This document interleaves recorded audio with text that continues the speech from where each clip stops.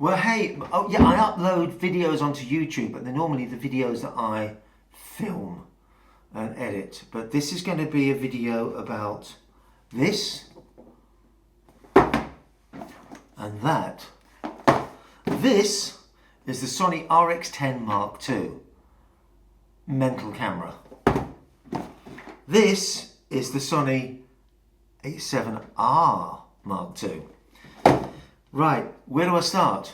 And I wonder how much of this I can do in one take. I don't know, we'll find out. Firstly, it's not an unboxing, okay? But there is something in this box which is a bit good, okay?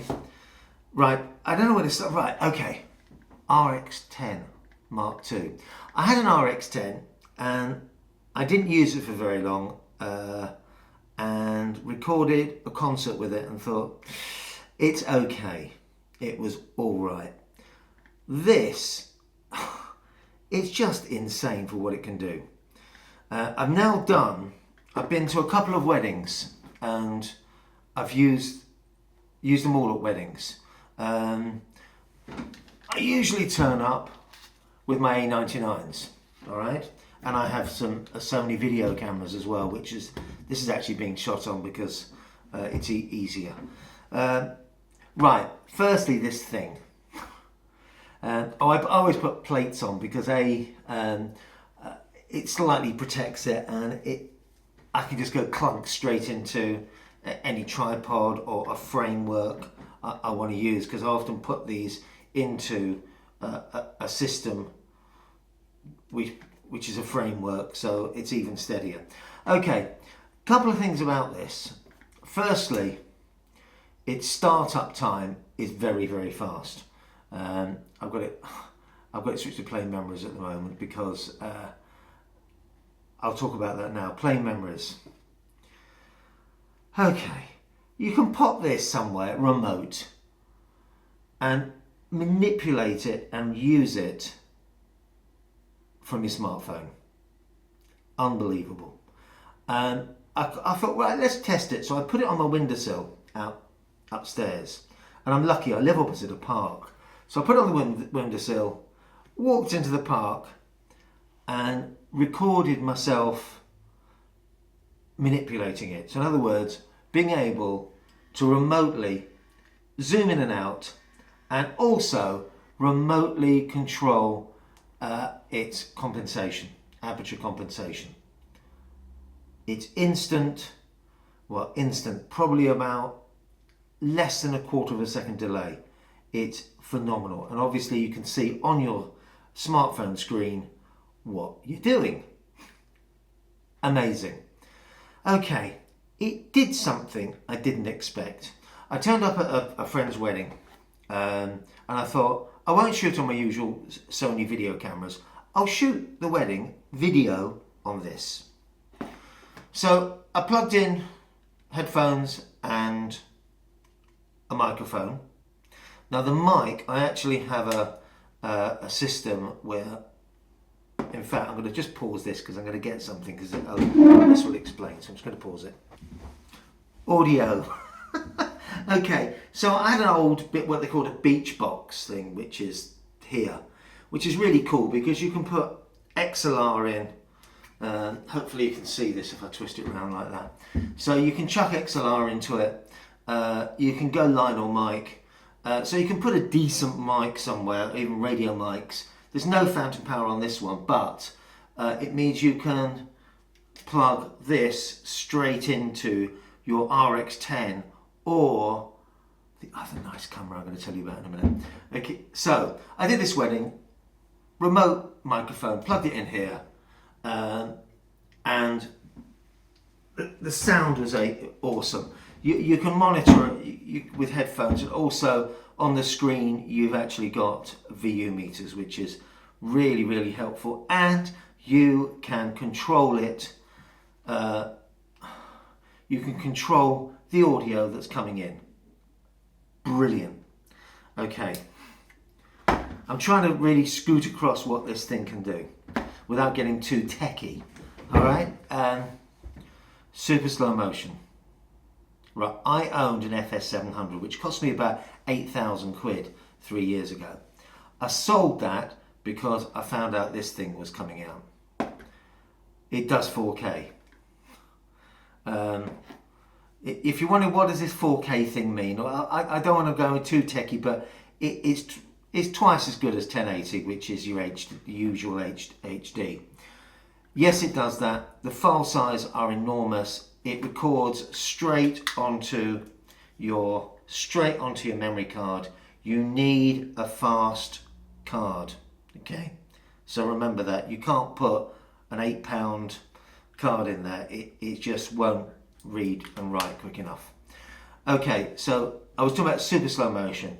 Turn it to HFR, high frame rate, and I've got it set to end trigger, which means you can't miss it.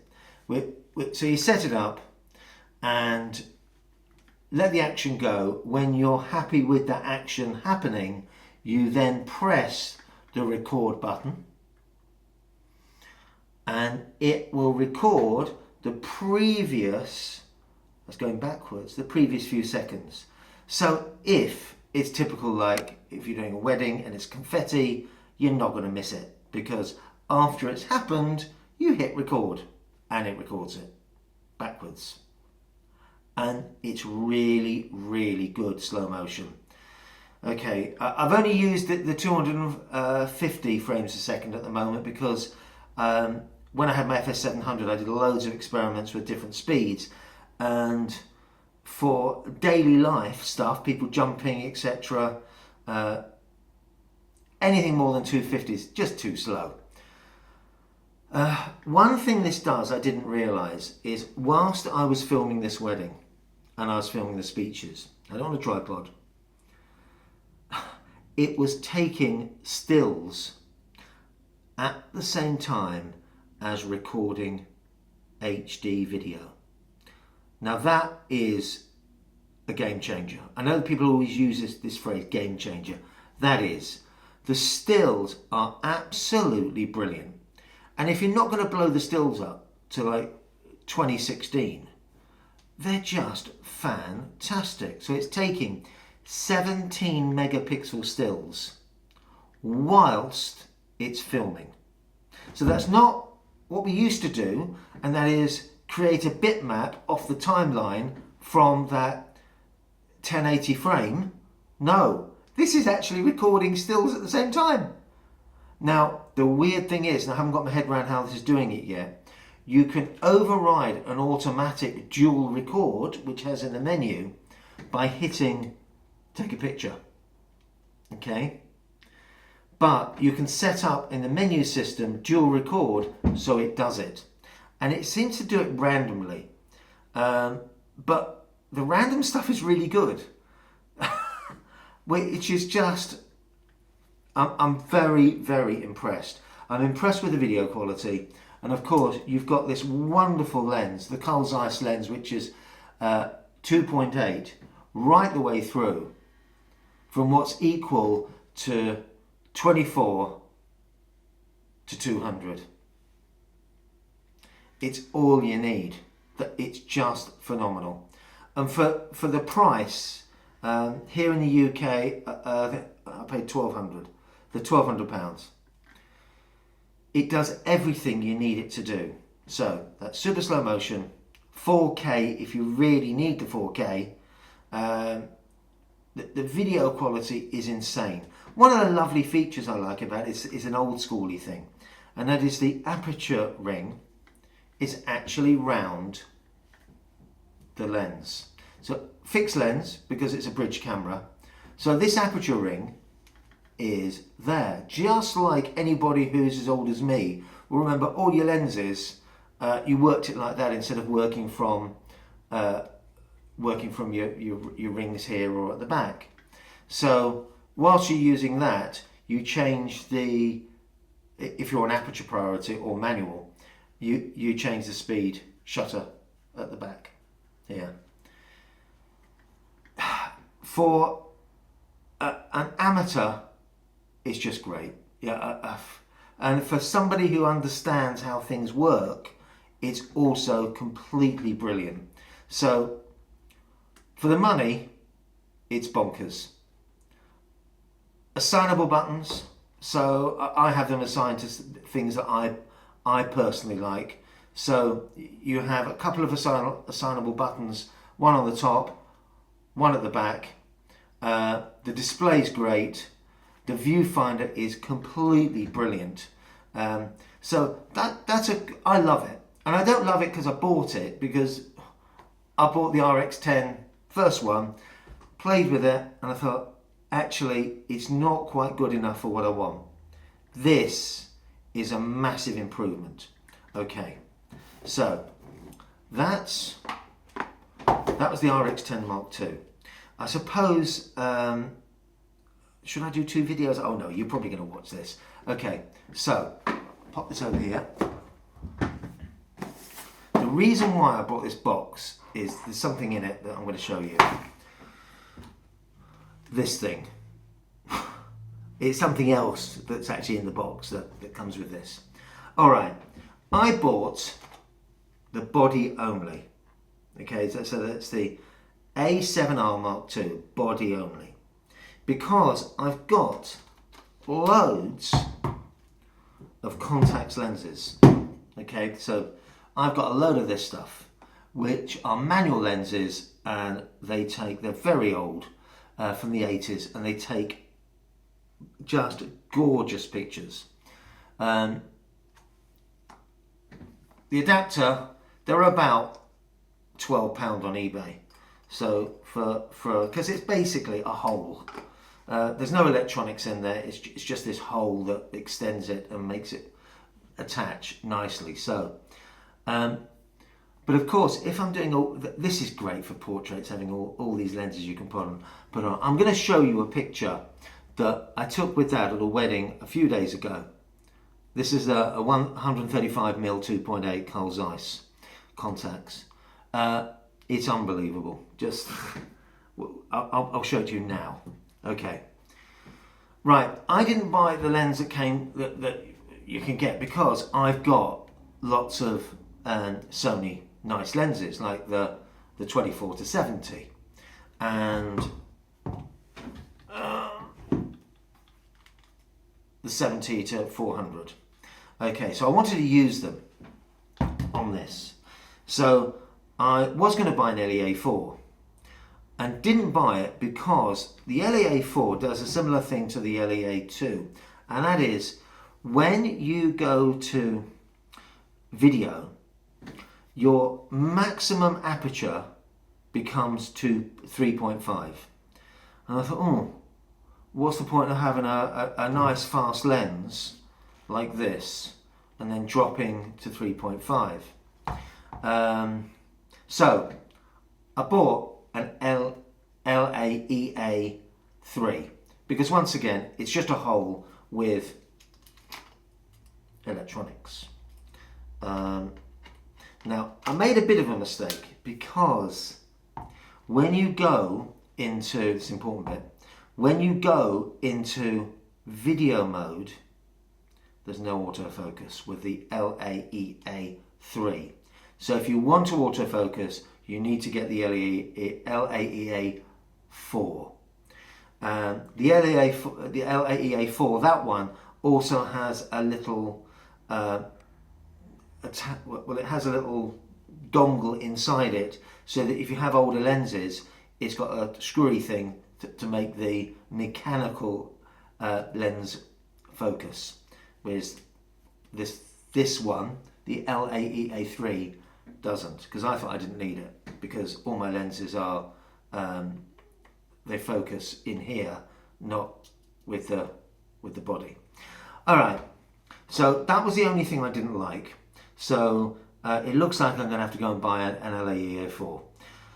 Well, okay, if you're wondering what this thing is, this thing here, I was going to get a Sony battery holder, which are about 300 odd pounds.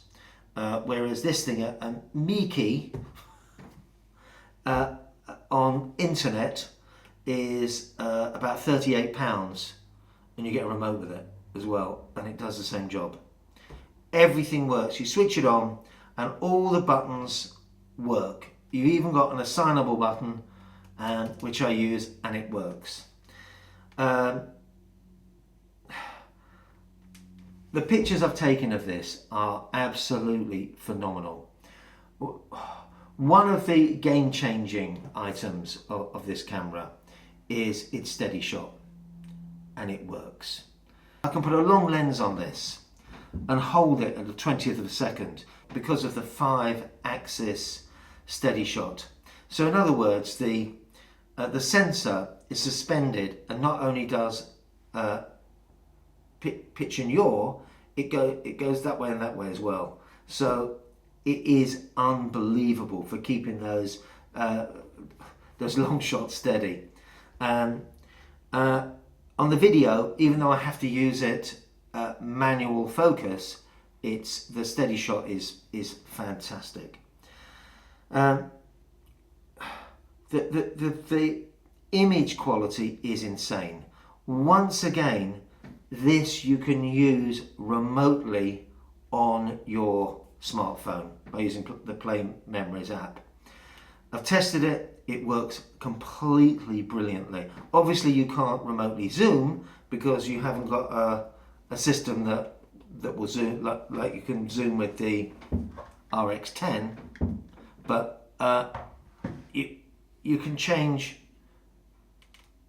your compensation and you can see what you're doing. The lag, once again, is minimal, absolutely minimal.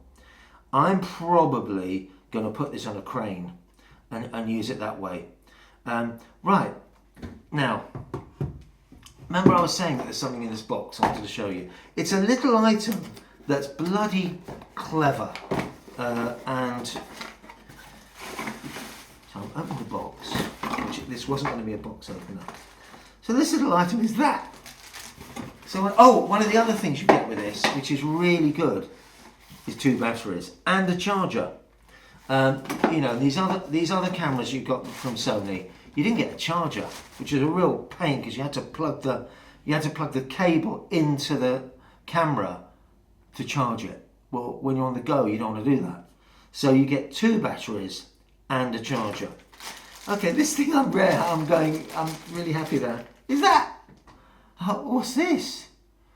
Okay, it's a cable tidy, which actually screws into the side of the camera. Okay, so that when you're running HDMI out of it, so in other words, say you're putting a feed onto a big screen, okay, it's not going to fall out because this cable tie and cable holder will keep it there, and it's just a really good design. And I've never seen that before, so that's pretty cool. Okay, so once again, 4K, no super slow motion. Okay, so you can't do a really slow on this.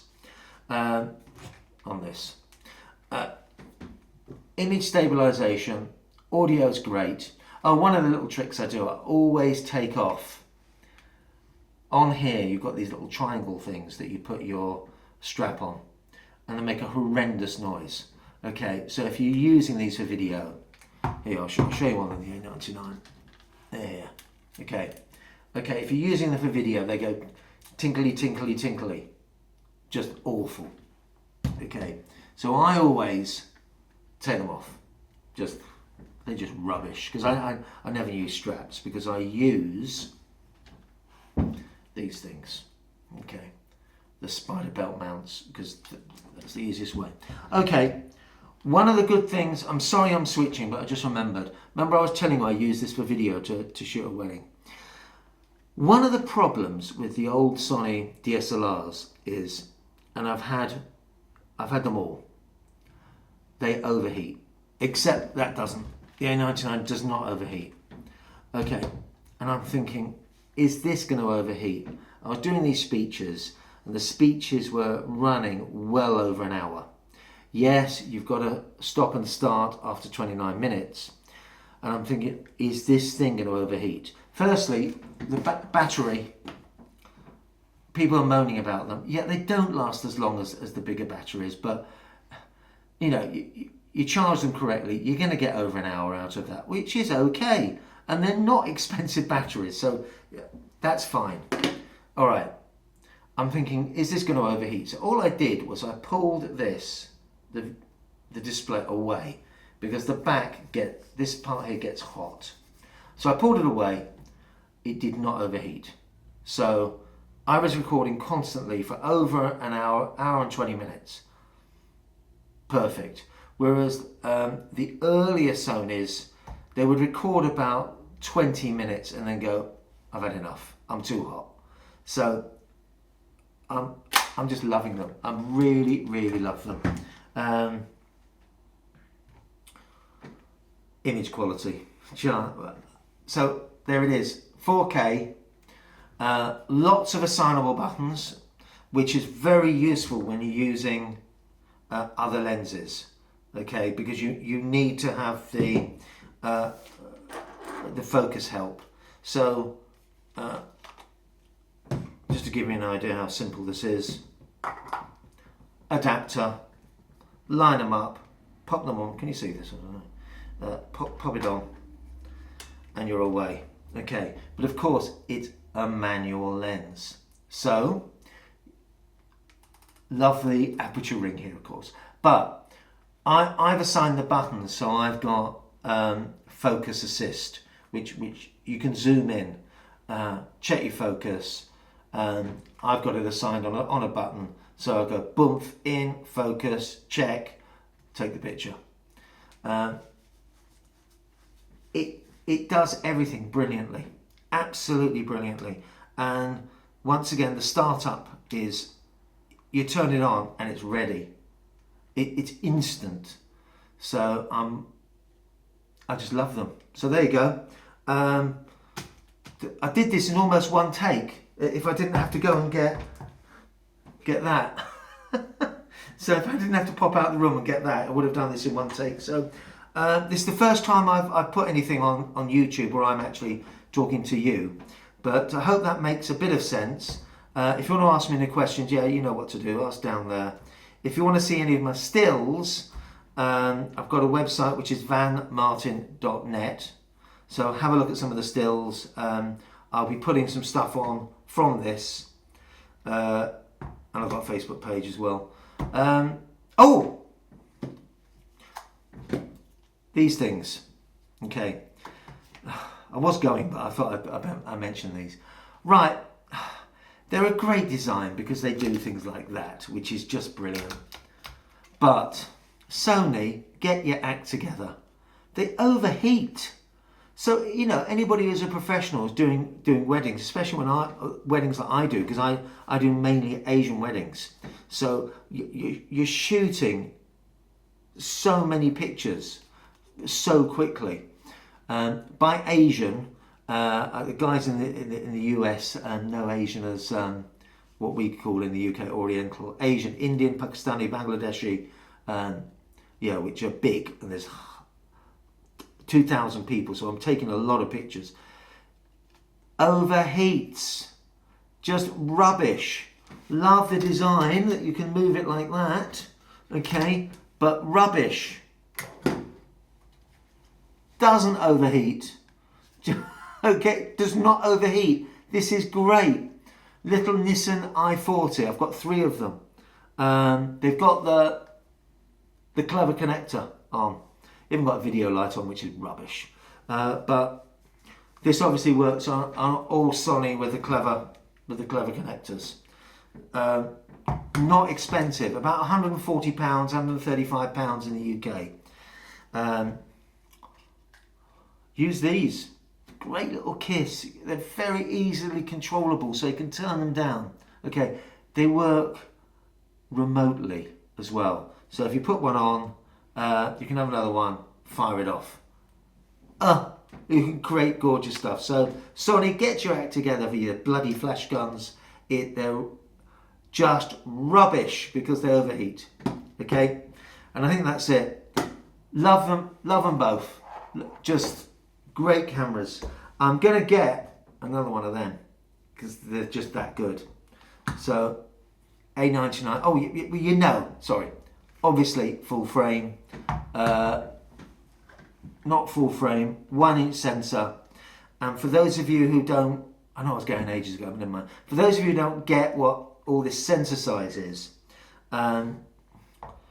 okay, the bigger the sensor, the better the quality. But the easy way to explain, if you get a big sensor and you're using big apertures, you're going to get what's called a very shallow depth of field, which if you're doing video, gives it the cinematic look. Hate that word. Now this doesn't have a big sensor. It has a larger sensor, 1 inch. Okay, which really you can find online what all these sizes mean, which isn't as big as APS-C. So if you've got an A6000, that's APS-C, which is smaller than full frame, but it's still very good. This is pretty awesome in low light. So is that. Okay, it's really good in low light. I'll chuck a couple of pictures on. I think that's it for the moment because I'll just keep talking. All right, I hope you enjoyed this, and I hope it wasn't too techy. And I'm sorry I kept jumping about all over the place, but it gives you an idea about these two items that have just come out. And that was it. Okay, enjoy, and just love taking pictures. Okay, bye.